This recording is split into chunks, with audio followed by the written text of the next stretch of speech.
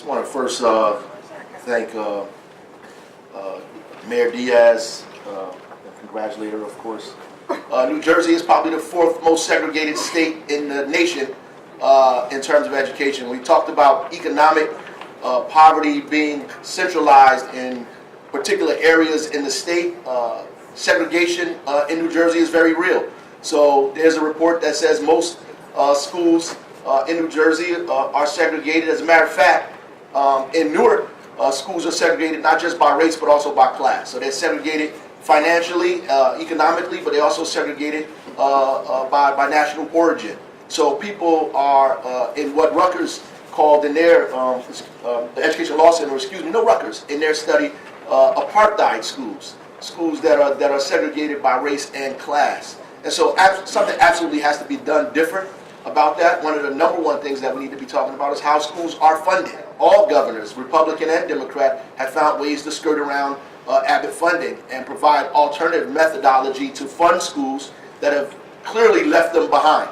Now that we have this expansion of school reform and charters, the fight for money is becoming more and more pronounced because people are trying to fight for the small amount of resources or crumbs that are left on the table to be able to educate their children. We obviously have to figure out how schools are funded. Obviously, we need the new governor to focus highly on how do we fund these schools in a way that is equal, that does not use property tax as a primary method to funding schools in these cities.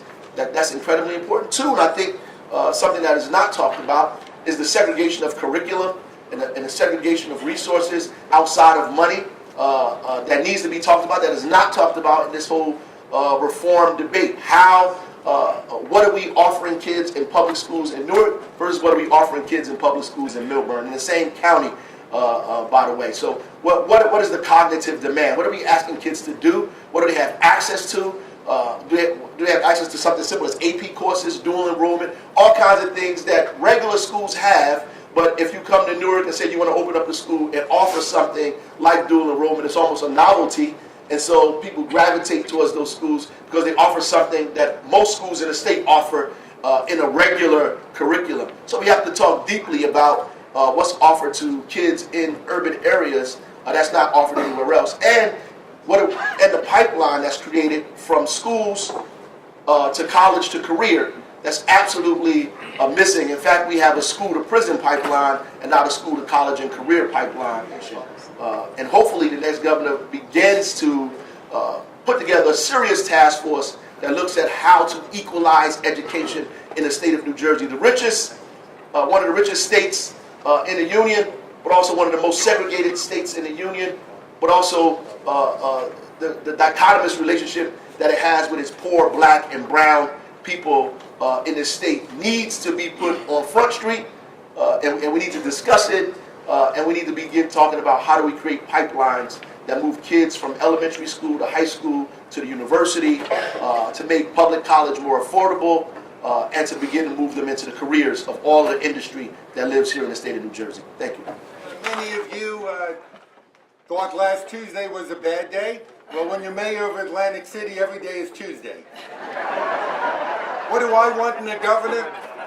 I want a governor that's going to stop asking the men and women that dedicate their lives to teaching our children.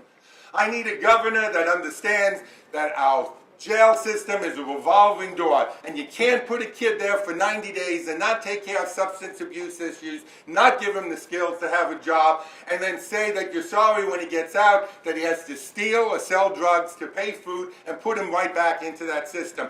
I need a judge, I need a governor, I need judges too, but I need a governor that looks at places like Jersey City and Trenton and Camden that have wonderful reentry programs and say that shouldn't just be for those cities, that should be for every New Jersey resident. We can't be putting them into jails, we got to be keeping them out of jails.